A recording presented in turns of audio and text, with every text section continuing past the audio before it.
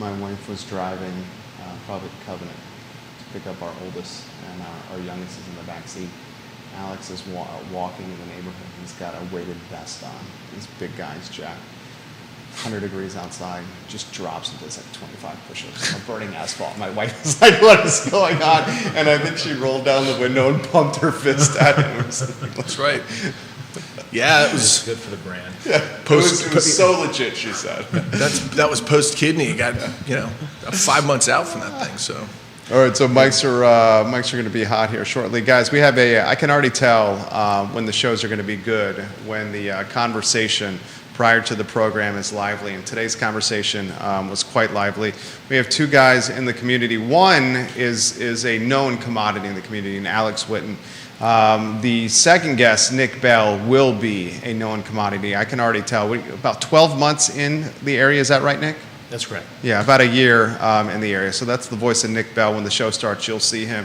Alex Whitten is a man about town. I'd say that's fair to say, right? Give him a little tease before the program starts. You are very actively involved with Charlottesville and Albemarle County in Central Virginia across a lot of different engagement verticals, if you may. Sports, lacrosse, just community engagement embodies your personality. You think that's fair? I try to be. Yeah. I consider myself, we love the community. We moved here 12 years ago from Connecticut, and the Charlottesville community has completely embraced our family, and it's been a great move for us. We're lucky to have you in the Charlottesville community. I sincerely mean that. We're going to talk lacrosse, fellas and ladies watching the program. We're going to talk Cav Lax Elite Boys, the organization that they've co-founded. We're going to talk the intersection of being talented in sports and whether or not you should focus on one sport year-round or if you should play multi-sports depending on the season, when you should become singularly focused on a sport if you're showing aptitude and upside. We'll talk this question, a very basic one. Are kids playing sports the same amount as they played when, say, you viewer and listeners were in middle school or high school? I graduated from high school in 2000, and I remember growing up, my brother, my best friend, and my mortal enemy, because we were close in age, what we were told to do was, you can't stay inside. You need to be outside. Every Christmas or birthday we got football, baseball, tennis rackets, soccer ball, basketball. We got golf clubs, and it was like, go outside. You come back at 6:30 for dinner. You're playing sports until then. I'm curious if that's still happening. We'll talk about that with the guys on the program. We'll talk. We'll take your questions, and I see questions have already come in here for Alex and Nick. Judah Wickower, yours truly. Moms and dads, sit back and enjoy the program. We're live on every social media platform known to mankind. Judah, are we live on LinkedIn? Ready to rock and roll there? You're a good man, Judah Wickower. I am seeing it on LinkedIn. We can start the program, J-Dubs, when you're ready.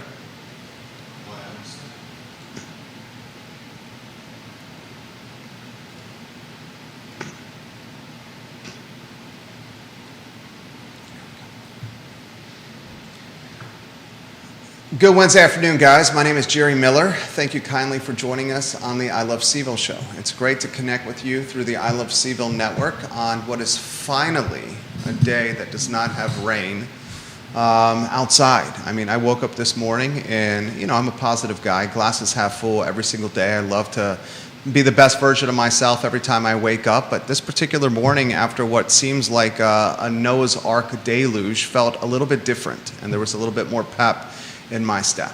Today's program, I think, is going to embody that statement. We have two guys that our glass is half full with their mentality, with their coaching, with their parenting, and I think you're going to see that in today's interview. We'll welcome, in about 2 minutes, Alex Whitten, a friend of the program, and Nick Bell, who I can tell will be a friend of the program. He is new to the area, but he is a welcome addition to the Central Virginia community, Nick Bell.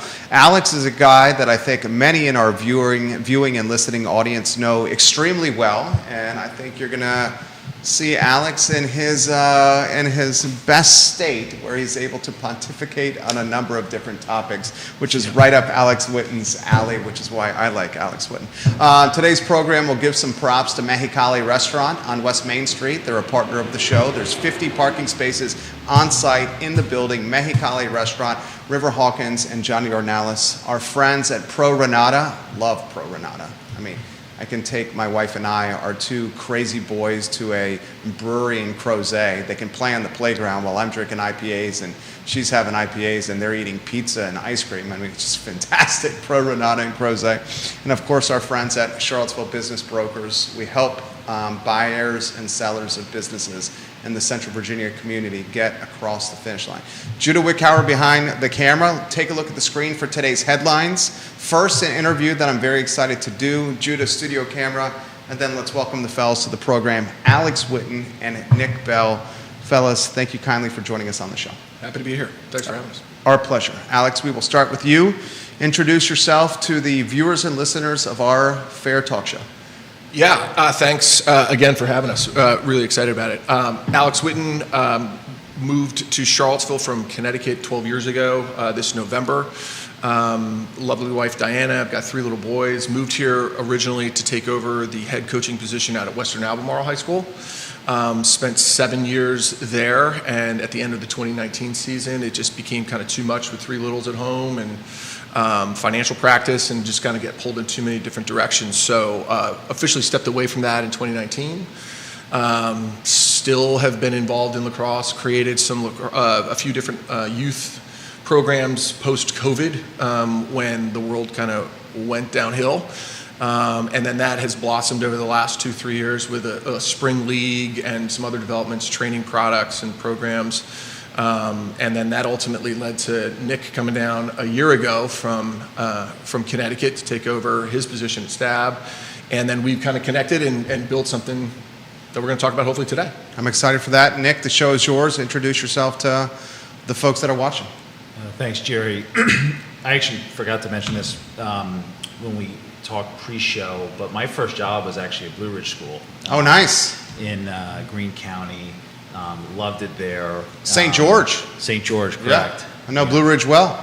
Yeah, so the director of admission at the time, Trip Darren, who's now the head of school, was the person that hired me, and we've certainly stayed in touch. It's been really good to reconnect with him since coming back. After 2 years at Blue Ridge, I took a job in New York at Trinity Pauling School, which is actually when I first met Alex, because one of his former players still goes down as one of my favorite kids that I've ever coached, in Jimmy Joe Granito. Was a New Canaan High School product, did his postgraduate year with us before going to Loyola to start his college career. Big time player. Legit player. Yeah. One of the best ball stoppers in the goal ever. James Joseph Granito, which was how he was often referred to when he got into a little bit of trouble here and there. Yeah. Okay. So 6 years at Trinity Pauling, and then I moved over to Taft School in Connecticut. My wife, Ann, and I made that move together. We started our family there and TP, and then last year moved down with our 3 daughters to take dual positions at St. Anne's Belfield. So I work in the college counseling office during the day. She works in upper school admissions, and she coaches field hockey in the fall. I coach boys lacrosse in the spring. I will say I wear a lot of different hats, but certainly, my comments are really reflective of an entire experience in lacrosse, not necessarily specific to St. Anne's Belfield. Very, very fair, very fair. I appreciate that. So viewers and listeners, these guys know athletics inside and out. They know athletics from being big-time performers themselves, and they know athletics now as coaches and as molders of the next generations of athletes that are going to play collegiately, first at the high school level, middle school level, collegiately, and the professional level. I'll get out of your way, Alex, and you set the stage for the viewers and listeners. Cav Lax Elite Boys, the organization. Show is yours. Anywhere you want to go. Yeah, Cavlax originally started about a decade ago on the girls' side. It was founded by Carrington King and Henry Oakey, both two Charlottesville legends. in their own right. Carrington now is the head girls coach at Stab, but needed an outlet for his daughters. He's got 3 girls. So 10 years ago, he started Cavlax with Henry, and that has morphed into nothing short of really just a powerhouse, not only in Virginia, but like nationally. If you look at on the girls' side, I think there's 5 state championships. There's Division I and II privates, and then there's 6A, 5A, and 4A and under. Well, Stab won it this year, Covenant won it this year, and Western Albemarle won it this year. So 3 out of the 5 state champions came out of Charlottesville. Not a huge metropolitan area like a Richmond or a Norfolk or, so let's say Northern Virginia. But they're obviously doing something right. And, I think their program is based on a solid fundamental principles around coaching, teaching, and leading. And it's showing the results. The number of girls out of that program that are going to play at not only colleges, but top-level colleges is really nothing short of remarkable. It's awesome. It's awesome to see. And so when Nick moved here about a year ago, again, our previous relationship was, I wouldn't say too robust, but we started talking about, kind of looking at what I'm doing, look at what he's going to be able to bring to the table to Charlottesville, and does that, were our visions around lacrosse congruent with each other in a way to develop what we have here, which in my opinion has been, let's just say it's an underutilized sport in this area. We compete at the high school level for publics with soccer. I think Virginia is only one of 2 states where soccer is a high school sport in the spring. So you really compete for athletes in that regard. And locally, soccer is, especially youth soccer, is a well-oiled machine. Like, SOCA and all those programs, they do a really, really good job of attracting young athletes and talent on boys and girls side. And they do a pretty good job of retaining them. So they're highly organized, and they've been able to really do, put together some really good programming. And so kids have generally gravitated towards that. I think for to the detriment of lacrosse. But I think what we're going to do with the Cavlax program, as we kind of slip in behind the girls, and we just, we're a decade behind them. This is our first fall of doing something. So, like anything else, there's always a storming stage when you're starting stuff as you try to, normalize into, a performing element. But I think we're off to a really good start so far. A lot of people watching the program. We'll give some props to Logan Wells Calelo, Vanessa Parkhill in Earlysville, the fabulous Diana Witten giving the heart emoji right now on the show. We got the TV station down the street watching. John Blair's watching on LinkedIn. Jenny Hu gave us the retweet. We got a local newspaper watching the program right now. See some coaches watching the show as we speak. Nick, you go straight into the pressure cooker as the head honcho at St. Anne's Belfield with the varsity program. And I know this is not about the school in any capacity here. This is about your perspective as a coach, as a dad, as a player, and what you want to do with the community. I've seen firsthand, man. I've been in this community 24 years. Came here as a first year at UVA. While working at UVA, found a job as a part-time writer in the sports department under Jerry Radcliffe, and immediately got on the prep beat and got to know the John Blairs of the world, or the Doug Terrings of the world. Got to know the Joe Daughertys, the Francis Johnsons of the world, the Hunter Prices of the world. Got to know, the folks that were really behind the scenes, like driving athletics forward. And I know your program is one of the best of the best.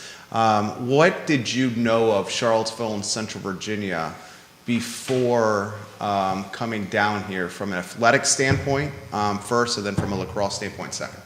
Great, thanks. So I actually grew up in Fauquier County, and as I went to Highland School there, and we played against the Covenants and St. Anne's sort of growing up and coming through. And at the time, this is in like the early 2000s, we just were not a well-built program to compete with St. Anne's on a regular basis. We had great battles with Covenant and a lot of the teams that they had in the middle 2000s. But, I was just I grew up worshiping, Virginia lacrosse, driving down 29 with my family to see a lot of games here at Klockner, and, And then I went, graduated from Highland. I went and played at Brown, actually for Lars Tiffany, for 3 of the 4 years that I was there. For those who don't know, now the head coach, the University of Virginia. Correct. Yeah. Yeah, the head coach at UVA, and coached in New England essentially for 12 years after my first 2 years at Blue Ridge. And actually, I think at my last job at Taft School, I mean, we had really built that program to be one of the best in the country. And I think, there were definitely some people that had questions as to why sort of leave that when we did, me and my family. And if it wasn't for having a lot of appreciation for what St. Anne's Belfield lacrosse means in the state and certainly in this community, again, as someone who just has been here and has an appreciation for that, it just meant something, different for me. And You wouldn't have done it.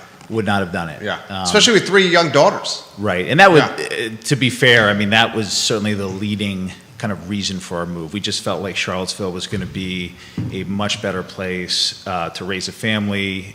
We have 3 kids under 8 right now. 2 of those 3 are actually at St. Anne's. And my third will hopefully be next year, as long as she gets in.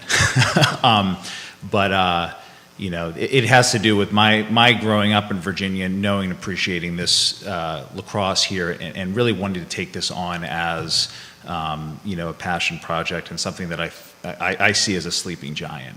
Vanessa Parkhill, again, watching. Her son, starting quarterback at one time at St. Anne's Belfield, a standout on the lacrosse field as well. He is just an outstanding, now a grown man right here, Vanessa Parkhill. Crazy to say. I remember when he was winning a Falcon Club award, and I was sitting at the table with her late husband, Gary, and her family to celebrate her son. I'd be remiss not to highlight, I said John Blair earlier, who's watching. John Blake, who's now at Fort Union Military Academy, was the football coach at St. Anne's. I'll throw this to you guys. Seems like such a hotbed, man. And I've made this comment in regards from sports and government. I don't understand why we're not emphasizing sports tourism more. I mean, we have the University of Virginia here. Why they're not more regional or national ODP big-time tournaments in the area across all sports. You see a little bit of that with soccer, with the soccer facility, but we got the University of Virginia in our backyard. You're talking about a perennial power in what used to be called the Sears Cup, which is a measure of athletic prowess across the department. As you guys know, we struggle, yes, in football, but if you look at the department across the board, it's one of the best. North Carolina, Stanford come to mind of success across the department. I don't see why we're not utilizing that more to drive big-time tournaments, tourism dollars here to the area. I'll throw this to you, Alex. The impact that UVA's national championship success, whether it's soccer, lacrosse, tennis, baseball, swimming, I mean, I could continue, golf. I mean, squash, a top 10 program, I'm a big squash player. Right. How does that impact the next generation of student or kid or athlete that wants to get into whatever sport they see on grounds?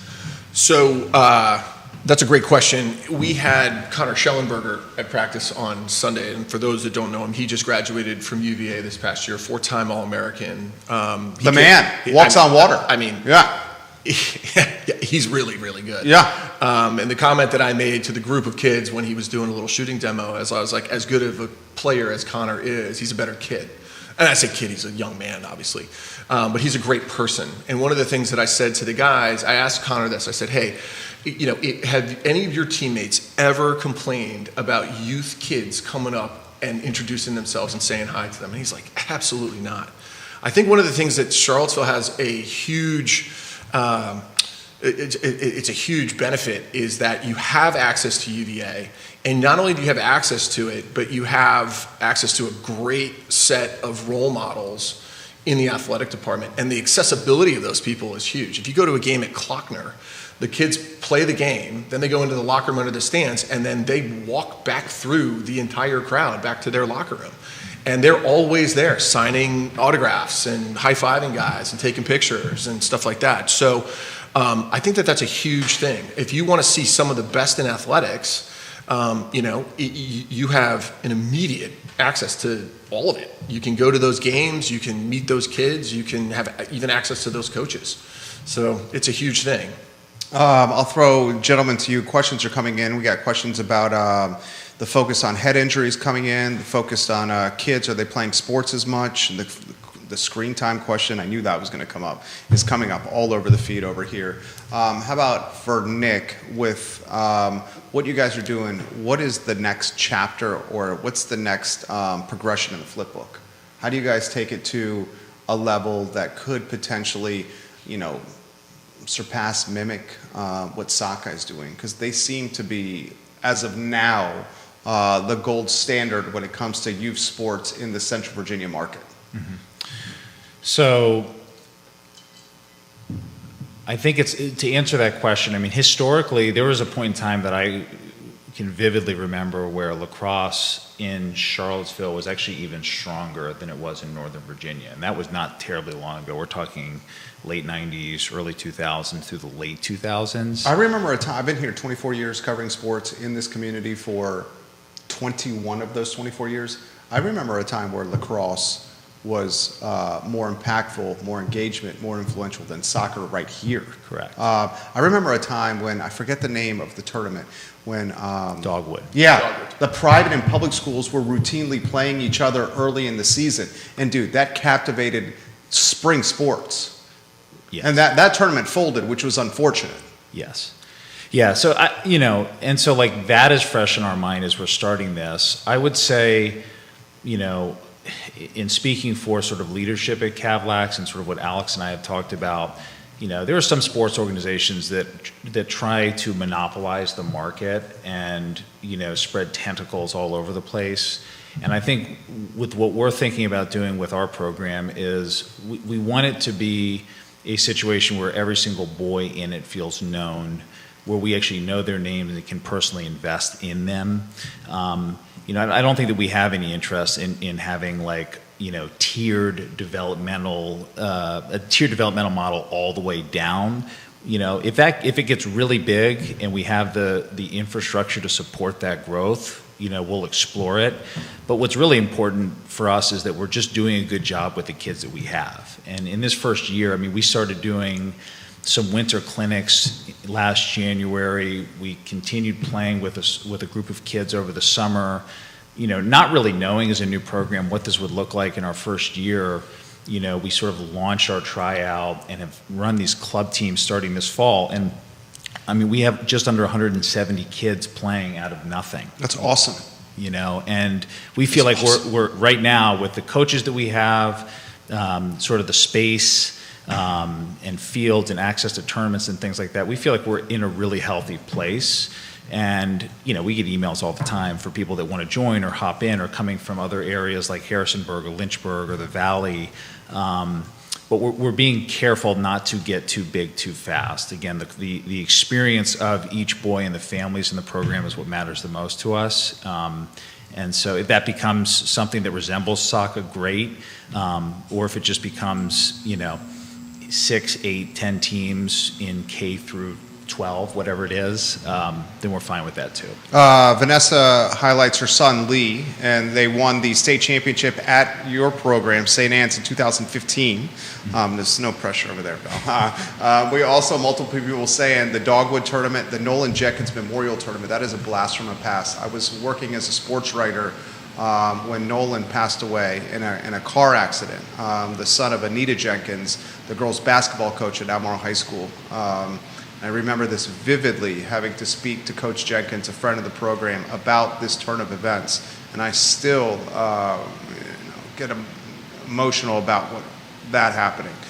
Thank you for that history there for the viewers and listeners. Multiple people are asking what age should they get involved, including one mom, Lauren, who's saying 6 and 7-year-old, how can they get involved? A lot of people asking about the challenge with lacrosse. It's the financial barrier of entry, which we'll talk about with you.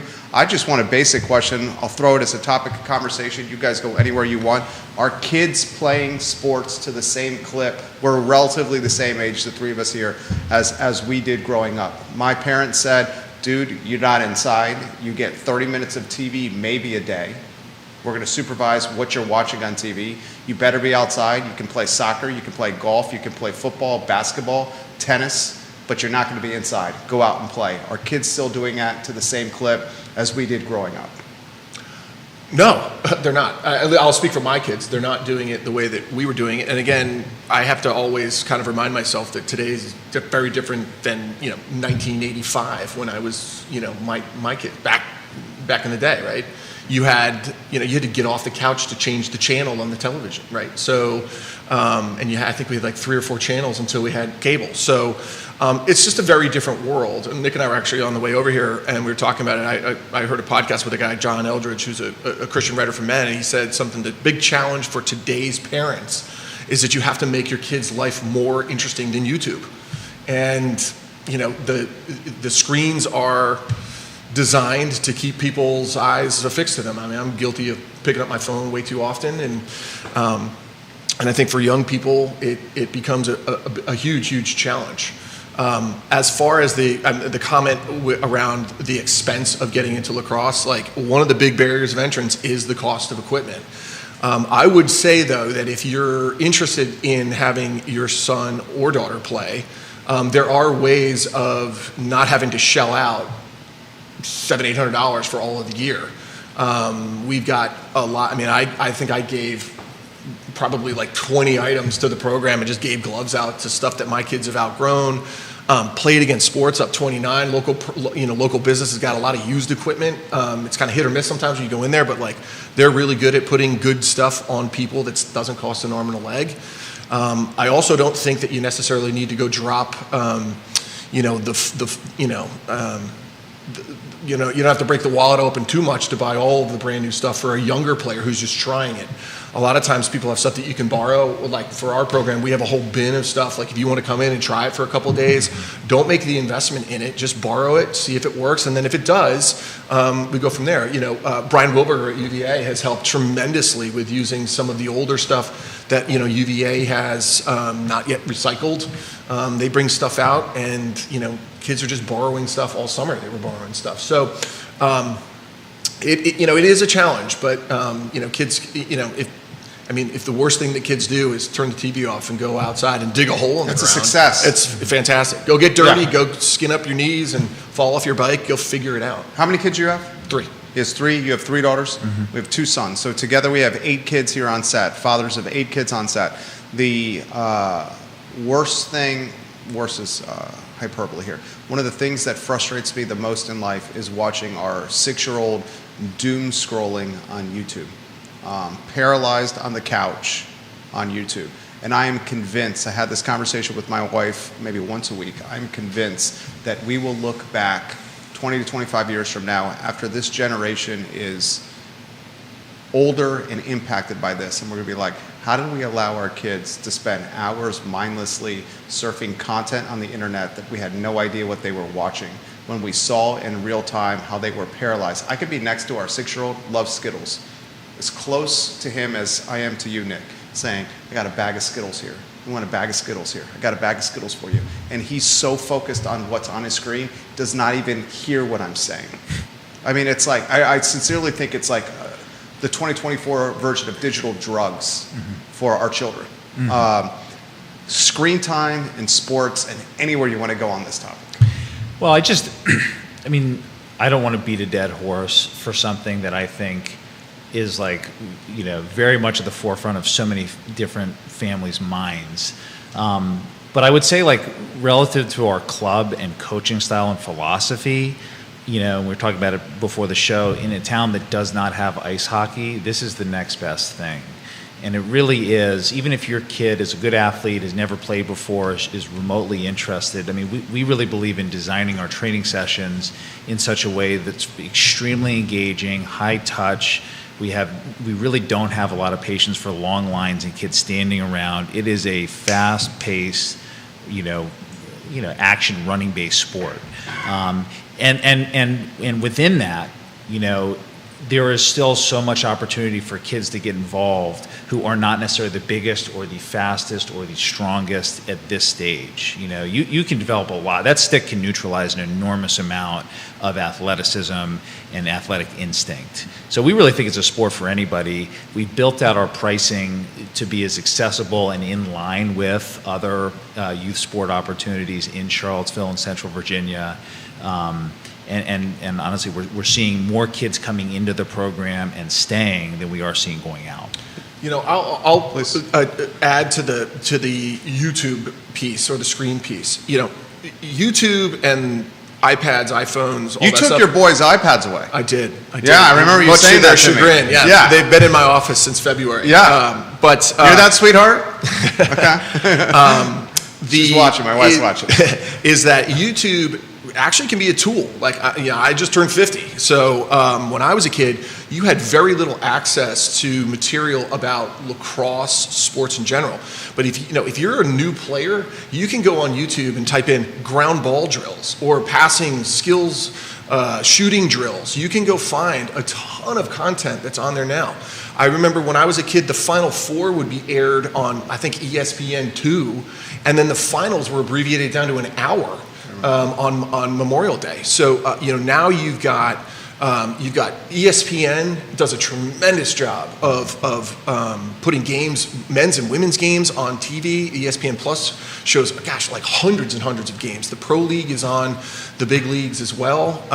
So you do have a ton of access now to actually informative content that can actually help you as either a coach or a player or a parent to try to understand a few things about the game that you might not know. You guys I almost see you guys in some ways as carrying on the legacy or the torch of some of the godfathers before you. Ginny Hu on Twitter highlights Al Sadler, David Sloan, Myron Ripley. Saw David Sloan literally getting his eyes checked at University Eye Care right next to us here in the Macklin building. David Sloan, a friend of the program. Again, I'll highlight Doug Terring, Tommy Brannick. Comes to mind. Been here 24 years and had an opportunity to get to know some Carrington. I love the content Carrington's posted on social media where he's training players. Of course, of the King family, entourage, if you may. Any pressure or your thoughts on just carrying on the torch or the legacy of a sport that is so rich in tradition? And I would even say this, and multiple people have put this on the feed here. And I'll be very to the point on this one. There was a time, and I've been here 24 years, where lacrosse had a lot more options from a participation standpoint. Seminole, was it KLAC? Kalick. Yep. Yeah, KLAC. ACAC was doing stuff. I think the Y was doing stuff at one time. I almost saw not a fizzle, but was it an engagement drop? Do you think that's fair? And you guys are trying to maybe in some ways revitalize, which is, I'll stop talking here. It's shocking to me that it saw an engagement drop because of Julie's, Coach Myers at UVA, Coach Starja, because of Lars and what they're doing. They are perennial powers, and that still happened. Anywhere you want to go on this? I would say, to be fairly direct, lacrosse is a sport in any major market where there are generally pretty well-educated and affluent people getting into it or starting it. And there's certainly money to be made in the sport. And I think in a lot of, like where I was coming from in Connecticut, we experienced something kind of similar in that there were a lot of competing entities at the youth and even the high school and club levels that were pulling kids and families in multiple different directions. And I think, what we are trying to accomplish with this is for it to be a unifying force within the sport in this area. And, I think, even when I was interviewing and looking to move down here, I was sort of like, what is what? Like, where do kids play? What are the clubs that they... What's the brand? Right, what is the brand? It was kind of like, everyone's like, oh, like Alex does a great job, and they're Seminole, and they do this, and there used to be this, there used to be that, and then everyone sort of says the same thing. And I think for a community that is relatively small in terms of population, there was and is a real need to try and consolidate a lot of the lacrosse efforts in town. It feels like every single day I bump into somebody at the grocery store who's like, oh yeah, I played at Duke, in the mid 80s, and, I really want my son or my grandson or whatever to get into this, and we just don't know where to go. Like, that keeps coming up. And so, we want to be inclusive of all groups in town. We want to loop in people that are new to the area, people that have been here for a longer period of time, and try and just consolidate what we're doing to try and make the best experience we can for the boys in this town. Yeah, I think also when you look at youth athletics, right, unless it's, even our program, Nick and I are kind of the driving engine behind most of it, and we've got a great group of guys that are all helping out on the coaching level, but it's a couple of figureheads, in this case, two of us, really to try to drive it. And it takes a village, right? We've got tons of support from a lot of different people. But if you look at youth programming, or you're trying to get something off the ground, 95% of the heavy lifting is done by 5% of the people. And so if you don't have boots on the ground and people really putting time and effort in, it's really hard to get it off. Like when we moved here in 2012, we created the Western Albemarle Lacrosse Club, which is a 501c3 status nonprofit. That entity is still in place. Mario Washington, who's a Western Albemarle grad, went to Hampton-Sydney. He was my assistant for 6 years. He's a dear friend of mine. He was elevated to the head coaching position once I stepped down in 19. He's done a tremendous job. He's gone to the state semis, several times. Obviously with COVID in there for a couple of years, got a little jammed up. But that 501c3 was run by a small group of people. Mike Riley, Tony Corbett. We had just like a very small group of people that really, did a ton of lifting in terms of organization and logistics to get that thing going. And I feel like that has kind of stepped away. Per Nick's comment about what Cav Lax Elite is trying to do on the boys' side is, tremendous growth is a great thing. It's kind of a good problem to have, but it's still a problem. And one of the things with lacrosse is that you need infrastructure. And infrastructure in lacrosse really is fields, coaching, referees, and equipment. And so, around Charlottesville, you're somewhat limited for fields. I know, like in Richmond, there's a giant, turf complex with 9, 10 fields, which is a huge asset to the community. We don't have anything like that here. In fact, all the public schools all have one turf field. Stab has got 2. So you're somewhat limited from the growth perspective. And, again, as local programs look to build, there's really no top-down methodology in many of the high schools around here, from the high school all the way down to K, right? So that's really what we did at the Western Albemarle Club. Was I basically governed 12 all the way down to kindergarten and directed that. And, the kids that just graduated, like the Chris Baglios and the Quinn Rileys, those kids started when I was my first year, when they were kindergartners. And then now they've graduated and moved on, and they went to the state semis last year, and we saw some pretty good success. So, so it takes a village, right? And so a lot of these programs where you see, Albemarle historically has been very, very good. Charlottesville was historically really good. Yeah. And some of those programs have dropped off, but, again, that is really more of an infrastructure thing, and you've got to get coaches in place. You've got to get support pieces in place. There's a financial element to this where you need support, you need equipment, and you need some expertise in doing it. And literally, the guys that we have working for us or helping us, they're guys that have been involved in lacrosse. They've gotten a lot from lacrosse. I say this all the time. Besides meeting my wonderful wife, every opportunity in my life has been presented to me because I played this sport. He mentions the Albemarle program, one time skippered by Pat McAdams, friend of the program, played at Washington and Lee. I believe he was a midfielder, standout. Lynchburg, I think. Was it Lynchburg or WNL? I think it was Lynchburg. Okay, Lynchburg. Okay, I stand corrected. Okay. Pat's going to kill me for that. Mike, also a good friend of mine, who was an assistant coach under his brother, Pat, right there. You mentioned the system. That's one of the things, and it's not the same sport, but football. Louisa County and the late, great football coach Mark Fisher ran a single wing attack, and he, along with the athletic director Doug Straley, who's now the superintendent of schools, put that system into place, not just at the JV level, not just at middle school football, but the Pop Warner teams in Huge. Louisa were running the same offense that Fisher did on the varsity level. And it was no surprise that Louisa routinely does not just contend for Jefferson District championships, but regional and state championships, because by the time the athletes get to Coach Fisher, he's now passed, but the varsity program, they know the system inside and out. This question is all over the feed, and you've touched on it briefly. Lacrosse, a sport of affluent, and how do we break that barrier where, like, a sport like basketball is, you need a ball and there's courts everywhere in the community to play, like a pickup game. That topic to you guys. I mean, ultimately what we would love to see with this is more kids playing, more kids being coached at a higher level, more kids enjoying sort of the team dynamic and like the life lessons that come from participating in team athletics.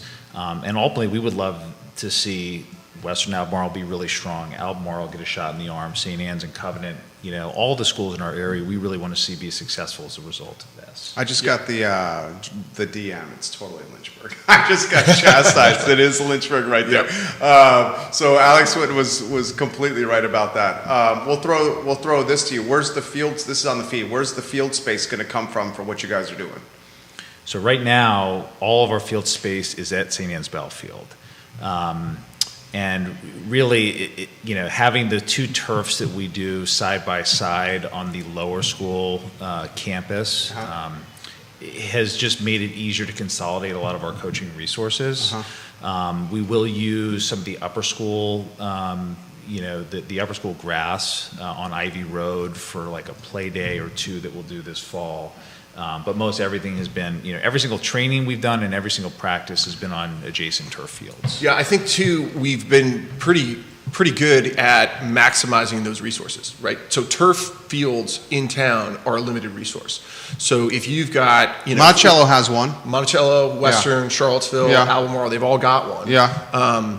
But access is the issue, isn't it? Well, access is the issue because typically you have to go through the county. If you have a relationship with a head coach like Mario Washington's been hugely helpful. Like last spring, he got us access to one of the grass fields behind Western for some youth development because he's a guy that sees that if he's involved in the younger levels, then those kids come through, right? Yeah. But what we have been really successful is, we put 60, 70, 80 kids on a field, and we're doing kind of small developmental programming drills with 8 to 10 kids in each drill. So we're not taking like a field with 20 kids and we don't have that many sets of feet on the field. We have a tremendous number of kids on one field, just maximizing that resource the best that we can. I love that. How about this from, first let me get to Ginny on Twitter. She says, my husband played, coached, and ref lacrosse for decades. He finally had to hang up his stripes this past spring because too many years as a goalie was bad for his knees. Her kids grew up with local greats like Sadler, Sloan, Myron Ripley, and the UVA players stuck their pantries with their kids, and she stocked the pantries of the UVA players with her kids' favorite snacks. Lacrosse truly makes you feel like a family. She said from an insider's perspective, parents pushing more and more travel lax is what hurt many local options here in the Central Virginia market. Another mom on the feed puts this, some of the athletes did not make the teams when they went out for them, so they went and created other programs or other playing opportunities which splintered the efforts around here. So that's an interesting dynamic. This from LinkedIn, from John, with a son who plays football, there's heightened awareness for head injuries in all sports. Do your guests have any thoughts on head injuries and lax and advice to parents who might be worried about potential head injuries? It's a great question. It's a huge question. I played high school football and I had too many concussions to count. Wynn's good to go. Wynn's good to go. Yeah. So that might answer a few questions for people out there. But there's actually been obviously a huge focus on head injuries with baseline concussion testing before kids even start a season. We're super aware of, and most coaches who are worth their salt are going to be very attuned to if a kid does have contact. Lacrosse is a collision sport. I think the national presence of U.S. Lacrosse has done a really good job of reducing the amount of large collisions in the sport. They've taken that part of the game away. When I played back in the day, you could cut somebody in half and it wouldn't be a violation. But today there's a real conscious effort on that.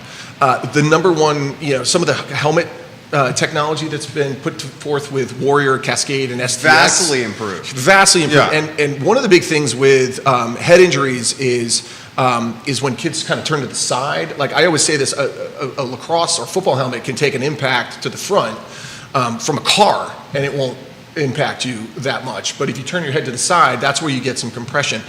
Today's day and age, when you play on turf, a lot of those turf fields have like those rubber pellets in the back, and I'm sure parents out there have had kids come home with black rubber pellets in their shoes, especially on rainy days, and they litter all through the house. But what happens is a lot of times kids will fall backwards, and then when their head hits that turf, bang, it like kind of pops off, and it's almost like whiplash.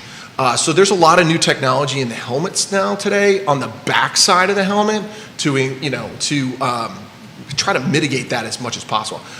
Unfortunately, anytime you've got a collision sport, hockey, football, lacrosse, you're going to have elements of head contact.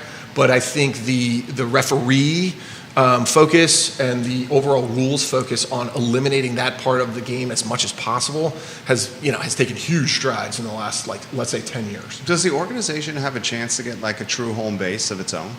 I mean, is that a goal? I mean, obviously that's going to cost a boatload of money here. And then multiple people are asking how do they get involved from a fundraising or support standpoint. But just curious of a spot for you guys. Well, I think Alex alluded to it earlier. We're hoping that people listening have really deep pockets and can help us build a mega turf facility. Yes, why not? That is like, it's only $20 million, Jerry. Right? Program's doing well. Is that much for a turf field?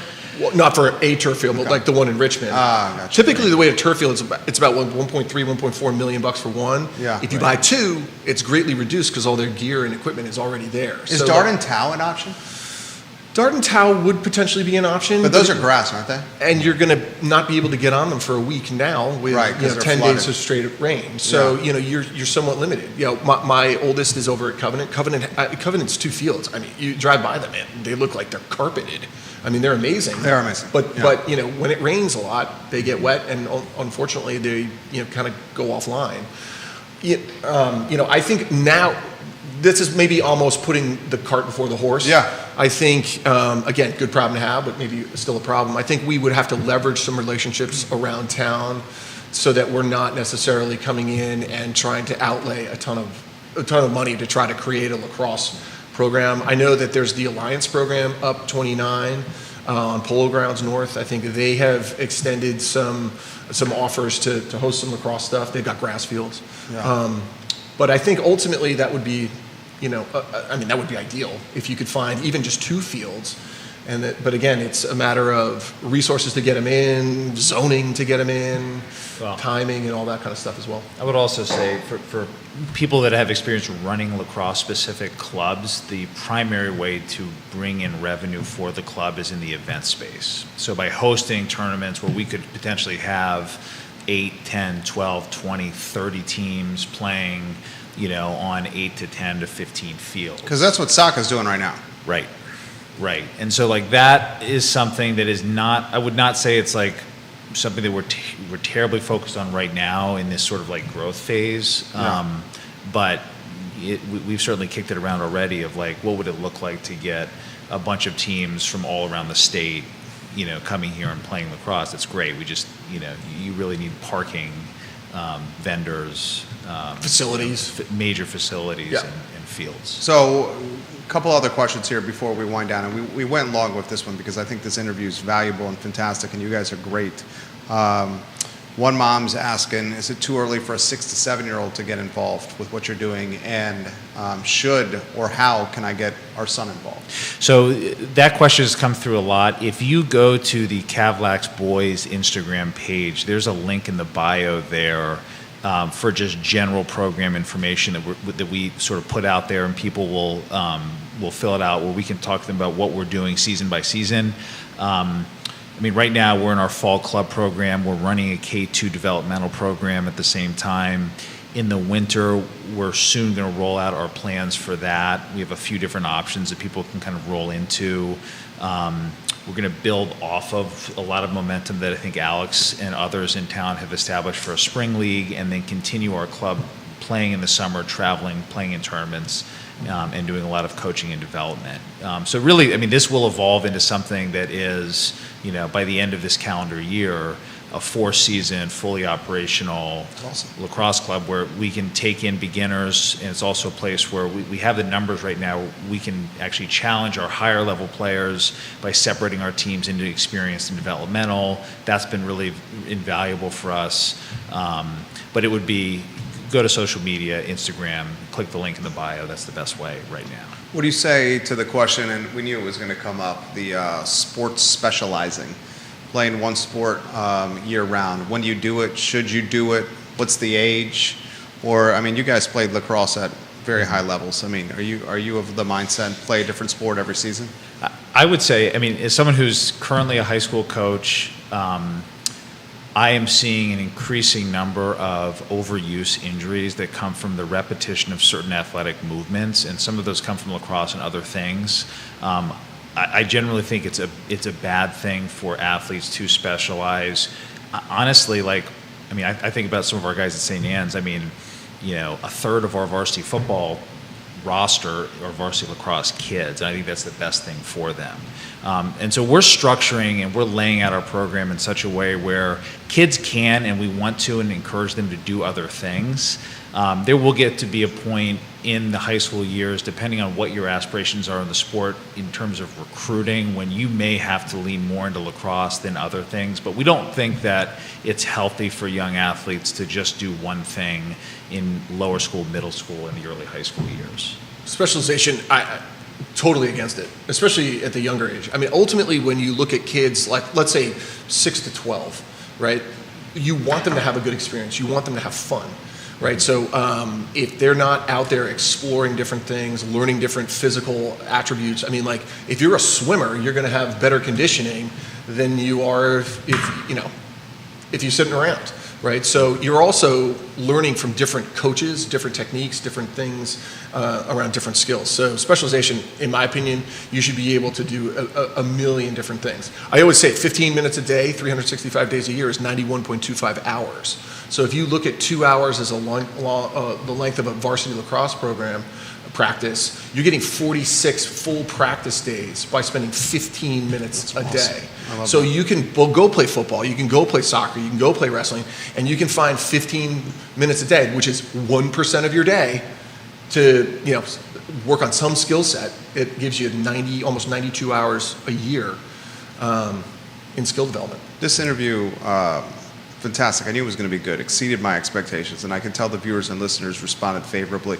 We'll close with how you get involved, how viewers and listeners can support you, how they can get their kids in the mix.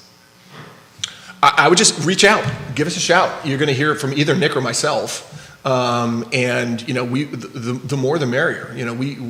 This is something that we see as being a community program. And Nick alluded to it a little bit earlier. There's people from Harrisonburg and Lexington that are coming up. But we want to try to bring in as many great people, bring in as many great kids, and work to develop those kids, not only as athletes, but as young men. So, if you have an interest, your son has an interest, or you just want some more information, just reach out to us. I love it. Nick Bell, guys, Alex Whitten on the program today. Thank you, fellas. Appreciate it. Certainly appreciate it, guys. We spent 50 minutes with the coaches. We were going to do 20 to 25, but the interview was just fantastic. I think it's a playbook for a lot of parents out there on what to do and what not to do. A couple items out of the notebook, and thank you, fellas. Thank you, Alex. Thank you, Nick. You guys have a good one. Items out of the notebook that we also wanted to cover today. First, programming notes. Tomorrow, the president of the Jefferson Council will be on the show. The Jefferson Council, in a lot of ways, looking to shift the narrative at the University of Virginia as it applies to the single sanction honor code. The Jefferson Council would like that to return to prominence. The Jefferson Council looking to hold President Jim Ryan and the administration accountable as it applies to freedom of speech, diversity, equity, and inclusion, and potentially a bloated payroll with Ryan, his lieutenants, and administrators. The Jefferson Council putting things in a spotlight from the saga that's at the UVA Health System with the University Physicians Group and 128 physicians signing a letter of no confidence and kind of putting in the spotlight that medical charts are being changed to maintain performance standards, that fraudulent billing is happening. The Jefferson Council is driving that narrative. They leaked the audio as it applied to the UVA investigator, the administrator, that interrogated a ROTC student, a student in ROTC, and said, look, should this be, this type of investigation, interrogation being done with a kid that doesn't have his parents present or an attorney present? That was on yesterday's show if you missed it. So if you want to see what I think is going to be just a fantastic interview, mark your calendar for 12:30 tomorrow as Thomas Neal will join us from Baltimore, Maryland on the I Love CVille show. One other programming note, next week, the I Love CVille network off air, we're on vacation with our families. Judah's going to be hobnobbing with pillars in the Outer Banks, stakeholders, and is it Nags Head where you're going?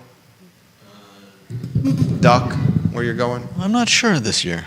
The man is so busy and so popular that he's not even sure where he's going on vacation on Saturday.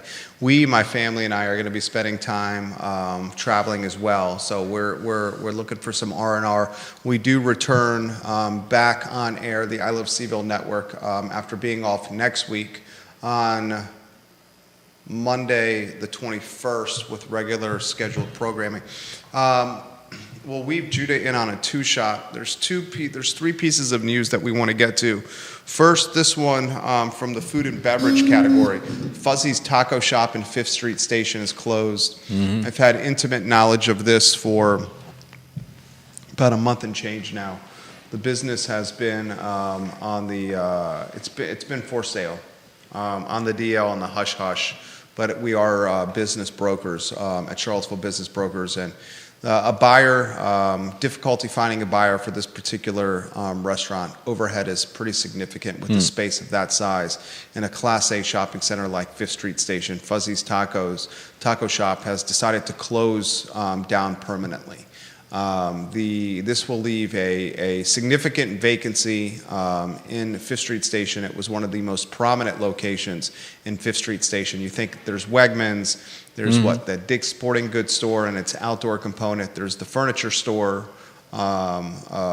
Havarti's, as you fix that center screen for us, Havarti's down the road. You got the movie theater over there. You got Timberwood Tap House, and then you're probably looking at Fuzzy's Taco right there. So one of the top 7 or 8 most prominent rental opportunities in 5th Street Station is now an empty storefront.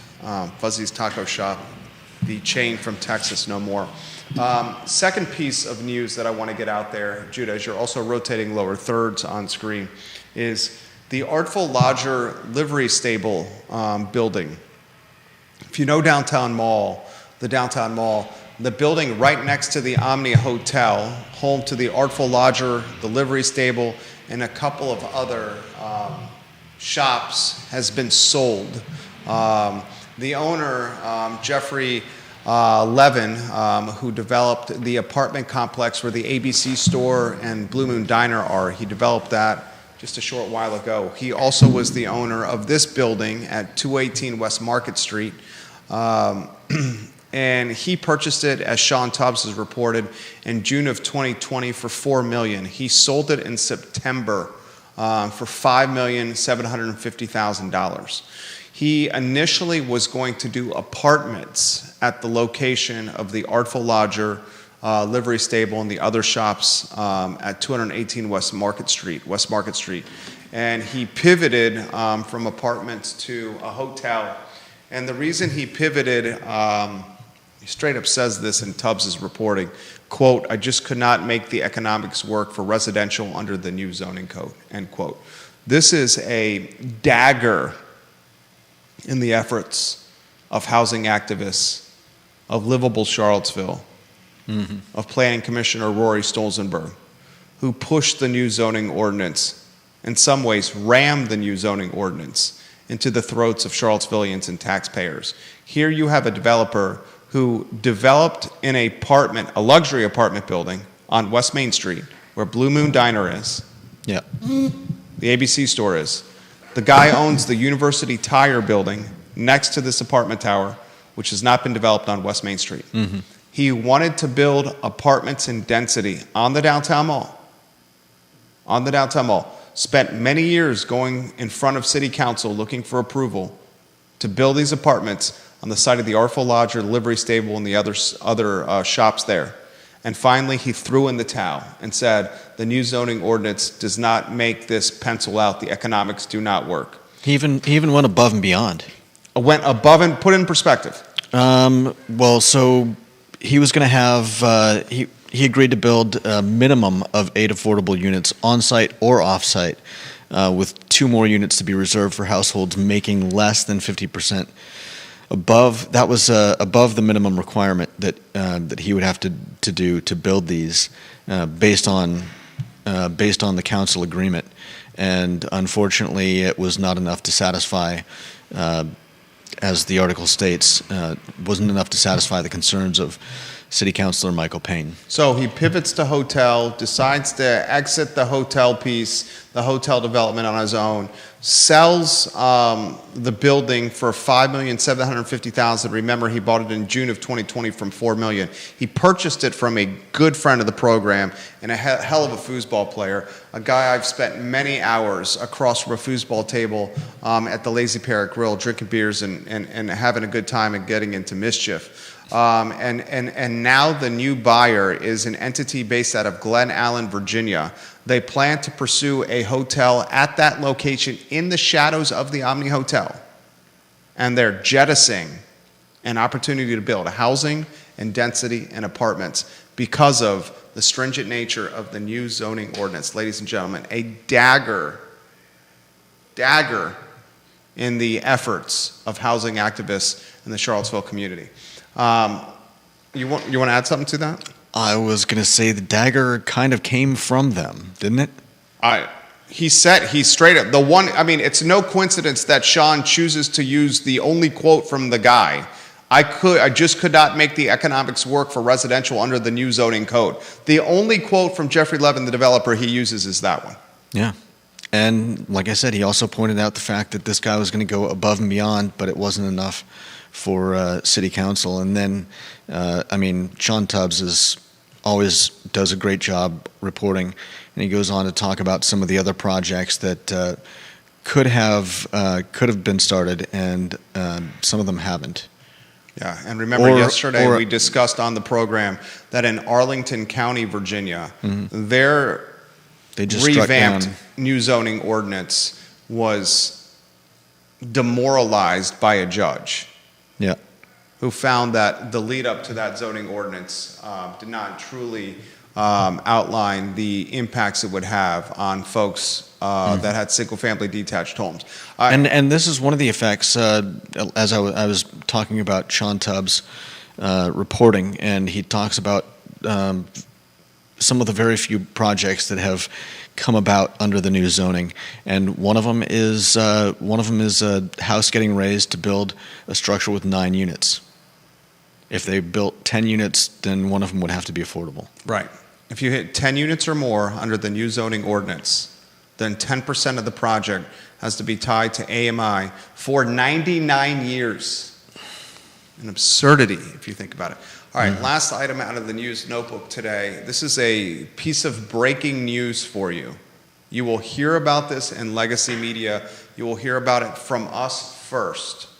Afton Scientific, a biopharmaceutical company in Albemarle County, announced today that they're going to invest $200 million and create 200 new jobs at their facility right over the Charlottesville city line on Avon Extended. Afton Scientific, biotechnology, biopharmaceutical. I've said on this program for years that 8 to 10,000 new jobs will be coming online very soon. I highlighted the $11 billion investment by Amazon in Louisa County, I highlighted the Paul Manning Biotech Institute on Fontaine. Paul Manning funding it to the tune of 125 million. I highlighted Jaffrey Woodruff's Data Science School, the new Data Science School, and the businesses that would spring or birth from the Data Science School to capture the talent matriculating from said school. I highlighted Northrop Grumman, its $250 million facility in Waynesboro, $94,000 the average wage for those working at that $250 million facility in Waynesboro. 8 to 10,000 new jobs in short time coming to the area, and the impact it would have on housing in Charlottesville and Albemarle County in particular. Driving in value, where are 8 to 10,000 people? And all the folks associated with these new jobs coming to the area said, most of the hires will come from out of market. Most of them will come from out of market. Yeah. I have a genuine question for you.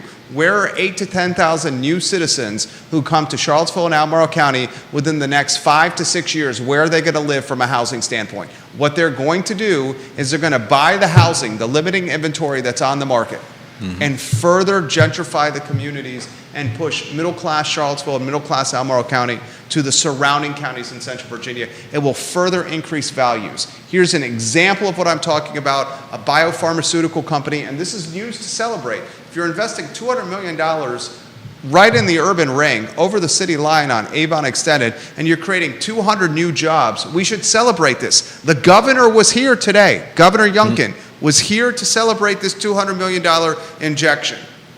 But a piece of collateral damage from this, one of the shrapnels of collateral damage, is 200 new people to the area. We'll see how many are hired within the community. All right, that's the Wednesday edition of the I Love Siebel show. Alex Whitten and Nick Bell were fantastic. Thank you to those coaches and gentlemen. Thomas Neal tomorrow. Ooh, baby. President of the Jefferson Council. Get ready and giddy up, ladies and gentlemen. And Friday is going to be a pretty fantastic program. Also tomorrow, it's a 3-day show for us. Today, y mañana with the Erpies at 10:15 a.m., the I Love Siebel show at 12:30, and Greer, Achenbach, and the Downtown Spotlight at 2:30. We're off next week on vacation, and then back the following week with regular scheduled programming. It's the water cooler of Charlottesville, folks. It's the I Love Siebel show, the water cooler of Charlottesville, Albemarle County, and Central Virginia. So long, everybody.